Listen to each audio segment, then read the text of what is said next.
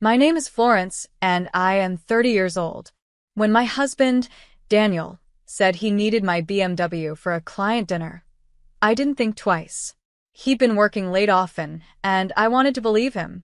But the next morning, when I reached into the glove box for my sunglasses, a small slip of paper changed everything. A hotel parking receipt, timestamped the night before. My stomach dropped.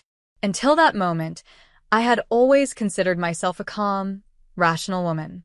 I'd built my life around small certainties: morning coffee brewed just before sunrise, a neat stack of files on my work desk, and Daniel's soft "see you tonight" as he left for work. We had been married for 5 years, and though the spark wasn't as wild as it once had been, I thought we had settled into something stable, something reliable. I didn't realize that reliability could mask routine, and routine could disguise deceit. The night he asked to take my BMW seemed harmless. He came home, kissed my cheek, and mentioned a client dinner in that smooth, tired voice he often used when talking about work. I remember I was standing by the kitchen counter, slicing lemons for tea. He placed his hand on my waist, gave me that reassuring smile, the same one he'd used when he first met my parents, and said, "You don't mind, do you? My car's acting up again." I didn't. I handed over the keys, thinking how proud I was that he was so committed to his job. I even helped him straighten his tie before he left. The faint scent of his cologne lingered in the air after the door shut, the same one I'd given him for his birthday 2 months earlier. That night, I stayed up reading, waiting for the sound of his car pulling into the driveway. Around 11:45, I finally heard it. He came in quietly, muttered something about being exhausted, and went straight to bed. I didn't suspect a thing. But the next morning, everything felt off. The house seemed too still, as if it knew something I didn't. When I opened the blinds, sunlight poured in, harsh and unforgiving. I remember feeling restless, so I decided to drive out for errands. I walked to the car, humming softly, unaware that the next few seconds would unravel the entire fabric of my marriage. I opened the glove box to grab my sunglasses. They always sat there neatly beside the car manual and a packet of tissues. But this time there was something else. A small slip of paper folded in half, wedged between the manual pages. It was pale blue, with a logo printed in gold. My first thought was that it was a receipt from the valet, or maybe a service invoice Daniel forgot to throw away. But when I opened it, my breath caught. Hotel Grand Marlowe. It read, in bold letters across the top. Beneath it, a timestamp, 9:37 p.m. the night before. A parking fee for one vehicle. My BMW. For a few seconds, I just stared at it, not really understanding what I was seeing. Then the reality hit like cold water. My fingers trembled as I ran them over the printed words. It felt surreal, like a detail in someone else's story. The kind of story you read online or whisper about at brunch, never imagining it could be yours. My stomach dropped, and I could almost hear my heartbeat echoing inside the car. The world outside blurred. The hum of distant traffic became a low, dull roar in my ears. I tried to rationalize it. Maybe his client dinner had been held at the hotel's restaurant. Maybe it was just business. But my instincts screamed otherwise. A strange numbness settled over me. I sat there for several minutes, holding that tiny piece of paper as though it were a live wire. Every moment from the past few months began replaying in my mind. The late nights, the sudden phone calls he'd taken in another room, the new cologne he claimed a coworker recommended, the change in his tone when he spoke to me. All the pieces I had ignored now clicked into place. I looked at my reflection in the rearview mirror. My eyes looked distant, a mix of disbelief and dawning anger. It wasn't just the betrayal that stung. It was the insult of how ordinary it had all seemed. The lies weren't grand. They were quiet, hidden between polite smiles and business excuses. For a long moment, I just sat there, letting the weight of realization settle on my shoulders. My mind raced through every memory, the nights I stayed up late waiting for him, the messages I never questioned, the way I defended him to my friends who joked about men working too late. I had been proud of my trust. Now it felt like my greatest mistake. The parking receipt felt heavier than paper. It felt like proof, undeniable, cruel proof, that the life I had carefully built with him had cracks running deeper than I'd ever imagined. I folded it slowly and tucked it back into the glove box, almost as if I needed time to decide what to do with the truth. I didn't cry. Not yet. The tears would come later, when the shock wore off and anger gave way to heartbreak. At that moment, I was too stunned to feel anything but cold clarity. I started the car, but I didn't drive anywhere. My hands rested on the steering wheel, motionless. The sun caught the silver edge of my wedding ring, and for the first time, it looked like a chain instead of a promise. That day dragged on in a haze. At work, I smiled through meetings, pretending nothing had changed. But every time I blinked, I saw that hotel logo, Grand Marlowe, seared behind my eyelids. I replayed every conversation Daniel and I had the night before, searching for signs, inconsistencies, anything that could have warned me. There were none. He had been calm, affectionate even, deceptively normal. By the time I came home, I had folded my emotions neatly away, the way I always did when life got messy. Daniel greeted me with his usual warmth, asking about my day, complaining lightly about work. His lies flowed so smoothly, I almost admired their precision.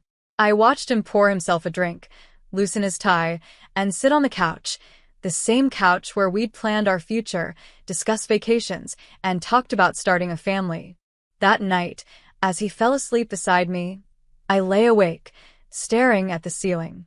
The receipt sat hidden in my purse, like a secret whispering in the dark. My mind kept circling back to one thought. Why my car? Out of all his options, why take mine? Was it convenience, or some twisted confidence that I'd never find out? The more I thought about it, the more the calm inside me solidified into something sharper, not rage, but resolve. I wasn't going to confront him right away. I wasn't going to scream or accuse. I wanted him to feel what I felt, that quiet, suffocating disbelief. The kind that creeps in slowly until it consumes everything. By dawn, I had decided. I would wait, watch, and plan. But in that moment, sitting there with the weight of betrayal pressing against my chest, the faint ticking of the clock echoing through the house, I realized something I'd never understood before. Sometimes, the worst pain isn't in the act of being betrayed, but in recognizing how deeply you believe the lie. And that realization, more than anything else, was what broke me. I didn't confront him right away. Instead, I planned. A week later, I booked a suite at the same hotel, the exact one he'd used. Except this time, I prepaid it under his name, but with a twist. The guest listed as sharing the room was his boss, Mr. Caldwell. When I found that hotel receipt, something inside me shifted.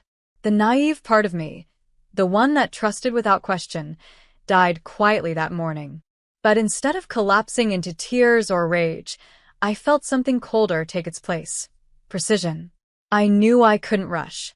Confrontation would give him a chance to lie again, to twist the truth until I doubted myself. I wasn't going to let him manipulate me. This time, I would be the one in control. The following week felt endless. Every moment around Daniel was an act. I smiled, cooked dinner, laughed at his tired jokes, all while memorizing his routines. I noticed how often he checked his phone, how his eyes flickered toward his screen when a message arrived. I noticed how his voice softened when he answered calls in another room. He thought I was oblivious, still the trusting wife who believed every word. He didn't realize I was studying him the way a scientist studies a subject, with quiet, calculated detachment. At work, I could barely focus. Numbers blurred on my computer screen, and my coffee went cold more often than not. I spent lunch breaks scrolling through the hotel's website, familiarizing myself with their booking system. Each click, each detail, was a step toward reclaiming the power he thought he'd stolen from me. I wasn't sure, at first, what kind of revenge I wanted. Anger alone wasn't enough. I didn't want to just expose him. I wanted to shatter the world he'd built on deceit, brick by brick, in a way he couldn't recover from. And when I thought about who mattered most to him, whose opinion he valued even above mine, the answer was obvious. His boss, Mr. Caldwell. Daniel revered the man. He'd built his entire career around trying to impress him. Every late night, every fake client dinner, every missed anniversary, all justified by his need to prove himself. I'd listened to endless stories about Caldwell, the powerful, intimidating executive who could make or break anyone's future. The same man Daniel constantly sought approval from. That was the weak spot. That's where I'd strike. The idea came to me late one night as I sat in our dimly lit living room, sipping wine and pretending to watch TV while Daniel showered upstairs. My eyes drifted to the folded receipt in my hand. Hotel Grand Marlowe. I opened my laptop, typed in the name, and stared at the screen for a long time. The booking page looked clean, elegant, just like the hotel's reputation. Without fully realizing it, I started filling out the form. His name, his email, his company address. My fingers trembled slightly, but the more I typed, the steadier I became. When I reached the section labeled Additional Guest, I paused. For a brief moment, I considered typing the mistress's name, though I didn't even know it. But then, another thought emerged, darker, sharper. Mr. Caldwell. I smiled, the first genuine smile I'd had in days. I imagined the look on Daniel's face when he arrived, expecting her, only to find his boss waiting instead. The humiliation, the panic, the instant collapse of the double life he'd been leading. I could practically hear the sputtered explanations, the stammered lies, the moment when he realized his career, the thing he'd betrayed me for, was slipping through his fingers. Once the idea took root, there was no going back. The next morning, while Daniel was at work, I made the call to the hotel. My voice was steady, polite. I sounded like any other woman making a reservation for her husband. The receptionist was cheerful, unaware of the quiet war unfolding behind my calm tone. I gave her all the details, right down to the payment. "Would you like to include another guest's name on the booking, ma'am?" she asked. "Yes," I said, almost too smoothly. "Mr. Caldwell." When I hung up, I stared at the confirmation email that appeared in my inbox. It was surreal. A single click had set everything in motion. I printed the reservation and slipped it into a manila envelope along with a copy of the original hotel receipt, the evidence of his betrayal. Then I addressed it to Mr. Caldwell's office and sent it express delivery. That evening, I cooked dinner as if nothing had happened. Daniel walked in, kissed my cheek, and asked if I'd seen his gray tie. I told him it was in the drawer, next to the cufflinks I'd given him for our anniversary. He smiled, completely unaware that I had just detonated a quiet, invisible bomb under his life. Over the next few days, I played my part perfectly. I pretended to forget the unease, to move on. I even encouraged him to take a break and relax more, subtly suggesting he deserved some time to unwind. He took the bait easily, cheaters often do. He started dropping hints about another client dinner, his tone casual, almost rehearsed. Each night, I lay beside him, feeling the steady rhythm of his breathing, and wondered if he had any idea what was coming. Sometimes I caught myself almost pitying him. Almost. But then I'd remember the cold shock of that receipt in my hand, the humiliation of realizing I'd been made a fool of. The pity vanished instantly. I kept imagining how the confrontation would unfold. Mr. Caldwell, the powerful man Daniel idolized, receiving that envelope, opening it, seeing his employee's name tied to a hotel reservation, not for business, but something that reeked of impropriety. I knew Caldwell was known for his strict moral stance. He'd fired a man last year for far less. The thought made my heart race, not with fear, but with satisfaction. The night before it all happened, I stood in front of the mirror for a long time. My reflection looked different, calmer, stronger. I wasn't the same woman who had sat in that car trembling with disbelief. I had reclaimed my narrative. The pain was still there, yes, but it had transformed into something powerful, resolve. As I lay in bed beside Daniel, listening to the faint sound of rain tapping against the window, he turned to me and murmured, "You're quiet tonight." I smiled faintly. "Just tired," I said.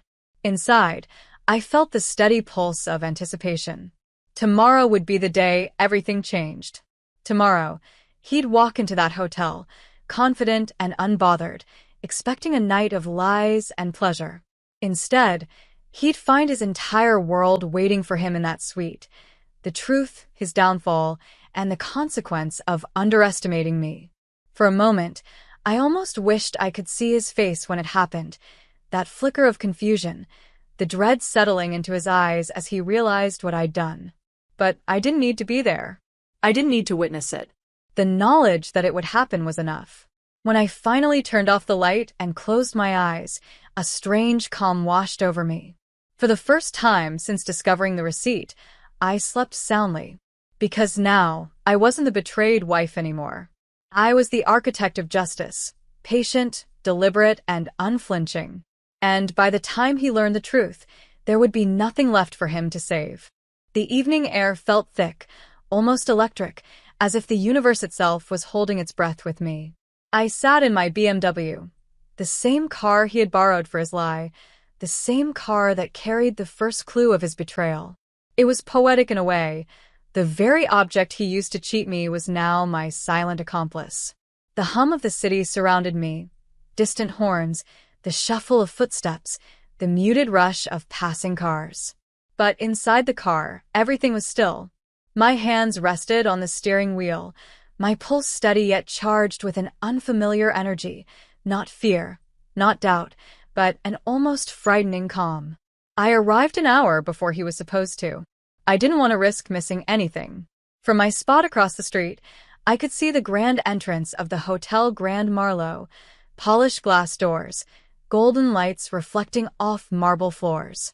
People drifted in and out, couples dressed for dinner, businessmen with briefcases, valets rushing to and fro. I wondered how many lies were being told under that shining roof, how many other women were sitting somewhere, hearts breaking over the same kind of receipt I had found.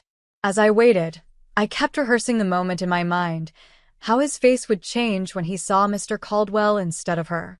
The shift from anticipation to confusion, from confusion to panic. I didn't plan to go inside. I didn't need to. My presence would ruin the poetry of it. This wasn't about confrontation. It was about revelation. I wanted him to be undone by the truth in front of the one man whose opinion could destroy him professionally. I had dressed simply that night. Black trousers, a cream blouse, my hair tied back. Nothing dramatic, nothing to draw attention. I didn't want to be noticed. I wanted to be the quiet shadow watching the collapse of everything he'd built on deception. The thought didn't make me feel guilty. If anything, it made me feel powerful.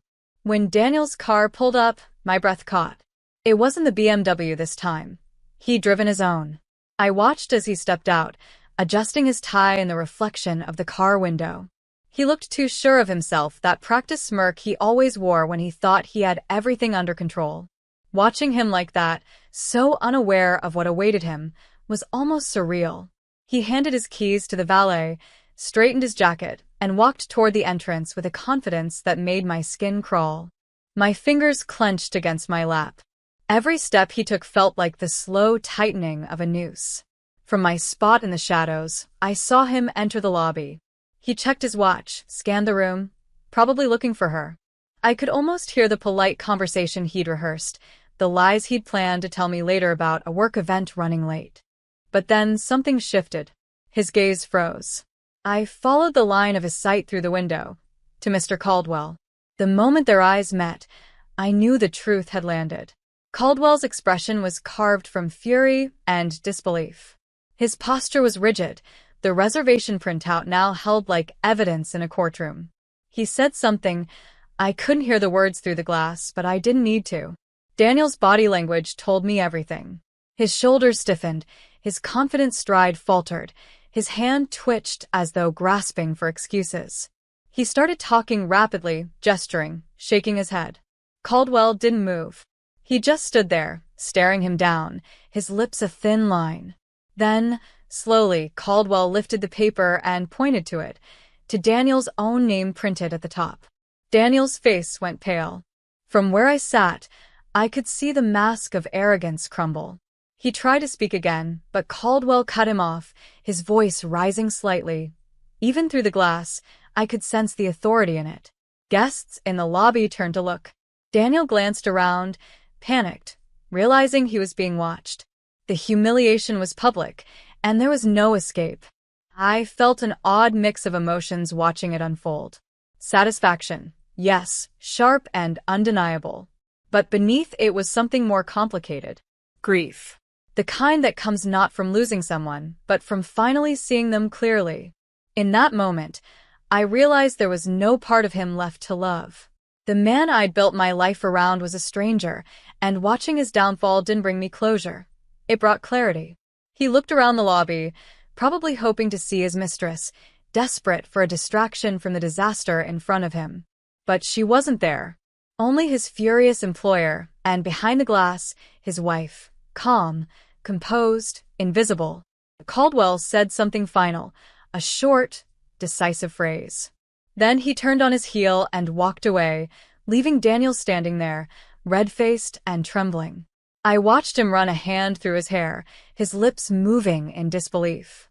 He looked small, not the confident husband I once thought I knew, but a man stripped of his lies, drowning in his own exposure. I stayed in the car long after Caldwell left. Daniel eventually stumbled out of the hotel, his posture slumped, his eyes unfocused.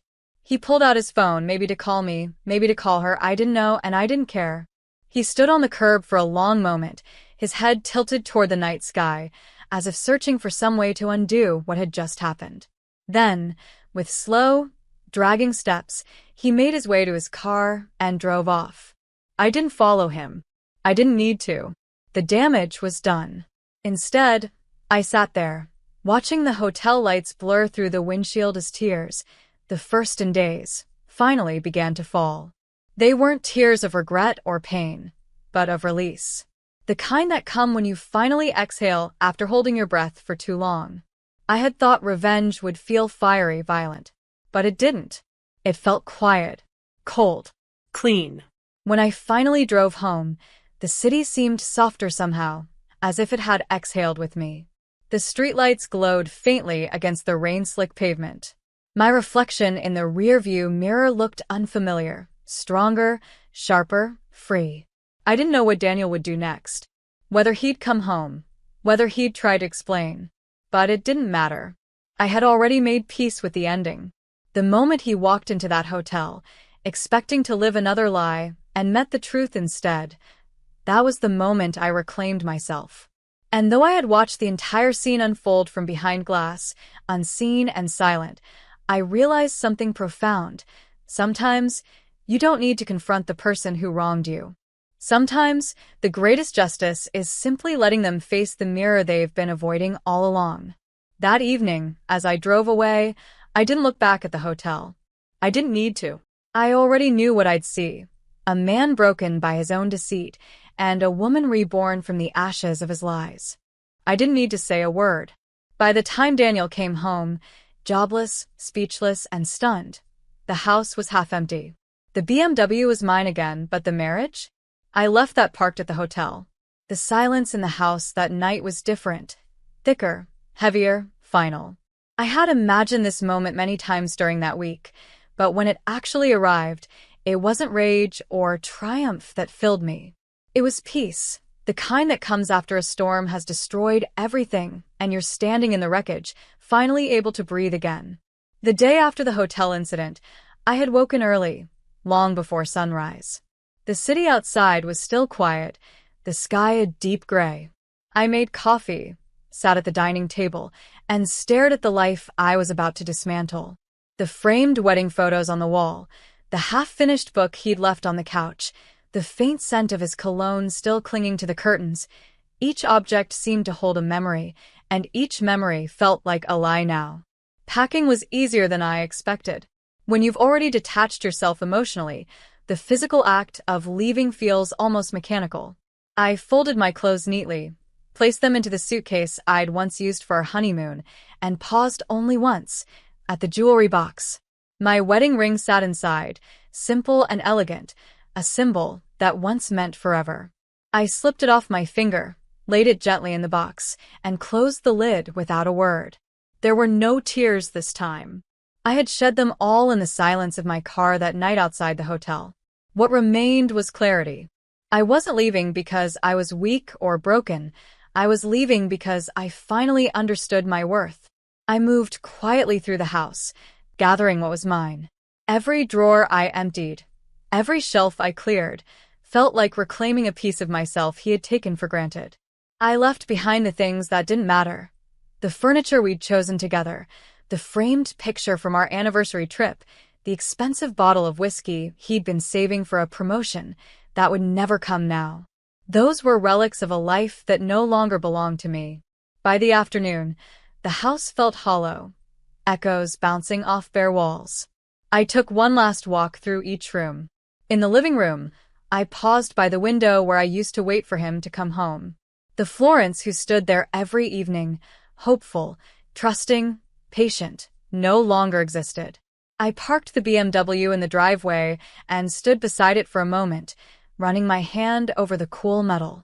It had once been our car, the one we used for weekend trips, for spontaneous drives with the windows down and laughter filling the air. Now it was mine again, but it carried a different meaning. It wasn't just a vehicle, it was a symbol of what I'd reclaimed. Independence. Power. Control. When Daniel finally returned home that evening, I was already gone. But I imagined the scene perfectly. The front door opening, his footsteps echoing through the half-empty house, the confusion spreading across his face as he noticed the missing suitcases, the bare spaces on the shelves. I could almost see him calling out my name, his voice trembling with the kind of fear that comes only when the consequences finally arrive. And then, perhaps, the realization that his lies had cost him everything. Not just his job, which I knew Caldwell had stripped from him without hesitation, but his home, his marriage, his carefully constructed facade. The empire of deceit he built had collapsed overnight. I didn't need to witness it. I didn't need to hear his excuses or apologies. Words meant nothing anymore. My silence was louder than any confrontation could ever be. That night, I checked into a small boutique hotel downtown, not the Grand Marlowe, but a quieter place, one that smelled faintly of jasmine and fresh linen. I remember sitting by the window, looking out at the glowing city lights, feeling a strange mix of sadness and relief. The sadness wasn't for him. It was for the version of myself that had believed so completely in forever. As I sipped my tea, I realized something simple but profound. Sometimes closure doesn't come from getting answers. It comes from choosing not to ask the questions anymore. I didn't need to know why he did it, or how long it had been going on. I didn't need to understand his betrayal to move past it. The next morning, I drove the BMW to the edge of the city, windows down, music low, the cool breeze brushing my face. Every mile between me and that house felt like shedding a layer of pain. I wasn't running away, I was finally moving forward. For days afterward, I imagined him standing in that empty living room, replaying everything in his mind, realizing too late that I had never been the naive woman he thought I was. Maybe he tried calling, maybe he didn't. I wouldn't know. I'd changed my number before he even walked through the door. There was something poetic about how it ended. He had taken my car to meet his mistress. I had taken the same car to deliver his downfall. He had returned to that hotel chasing deceit, and I had left my marriage there, parked and forgotten, like an abandoned vehicle he'd never reclaim. In the weeks that followed, I began to rebuild. I found a small apartment near the coast, started painting again, something I hadn't done in years. I filled the walls with color, with light, with life. It was strange at first, sleeping alone, waking to silence instead of his alarm. But with each passing day, the silence grew softer, kinder. Sometimes, when I drove the BMW along the coast, the sunlight glinting off the hood, I thought of that hotel. I imagined the suite where he stood, cornered and exposed, and I smiled. Not out of cruelty, but out of gratitude. That moment, painful as it was, had freed me. I didn't need to say a word then, and I don't now. My silence had spoken for me. By the time Daniel came home, jobless, speechless, and stunned, the house was half empty. The BMW was mine again, but the marriage? I left that parked at the hotel,